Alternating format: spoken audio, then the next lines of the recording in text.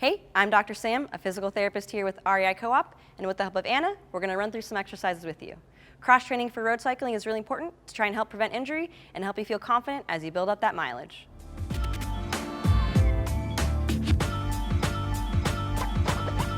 For road biking, the exercises we're going to do are walking lunge with rotation, single leg deadlift, goblet squat, plank with single arm row, bridge with hamstring curl, back extension, nerve glide.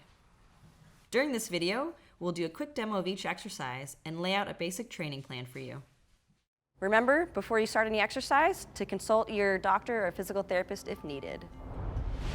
Walking lunge with rotation. Let's warm up with the walking lunge and rotation exercise to really get your body ready for all the other movements we'll be doing.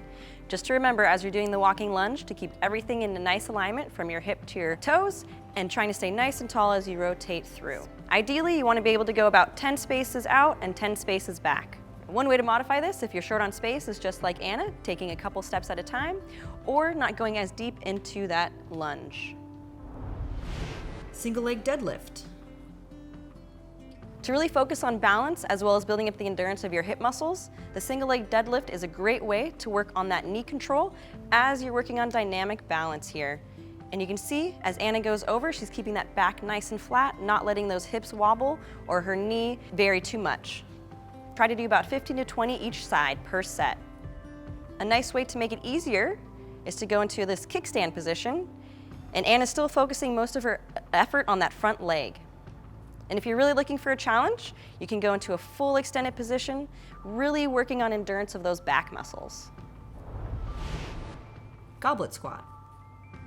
With the goblet squat, you want to make sure that when you grab that weight, you're holding it nice and close to your chest, so that as you go into the movement, it doesn't go too far away from you. And when Anna's going into the squat, she's making sure those knees don't dive together or that they're coming too far over her toes. One nice thing with this added weight is that it really starts to get those back muscles involved, so we're building up that endurance that we need as we go through all these activities.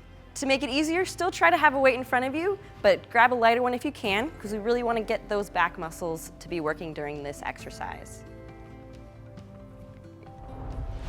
Plank with single arm row. When you're getting into the plank position, it's important to remember to keep that core nice and stable. Maybe tuck that belly button to your spine to really create a flat back here. And then as you're lifting that, make sure, as Anna's doing here, not to let your hips rotate. So that might mean really setting your feet nice and far apart to feel stable. You're going to want to try to do about 12 to 15 on each side. And then to make it easier, you can come down to your knees and really focus on a clean row here. Good. Bridge with hamstring curl. As you get into the bridge with this exercise, you want to make sure that your back stays nice and straight, so pulling that belly button to the spine and really lifting up into that position through your glutes. And then as you do the curl, maintaining that bridge. Anna's doing a great job here of really focusing on keeping a nice straight back. She's only going to do a few for us, but try to get through 20 and make sure that you're breathing throughout the exercise. To make it easier, Anna's going to go ahead and just do some bridges without the hamstring curl. And then to make it harder, she's going to go into the single leg version. Back extension.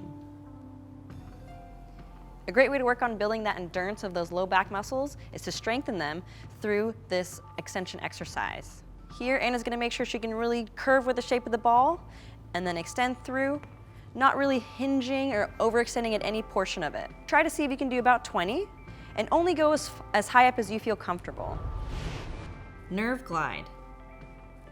With longer rides and all that compression against your wrists from the handlebars, these nerve glides are a great way to keep that nerve nice and healthy.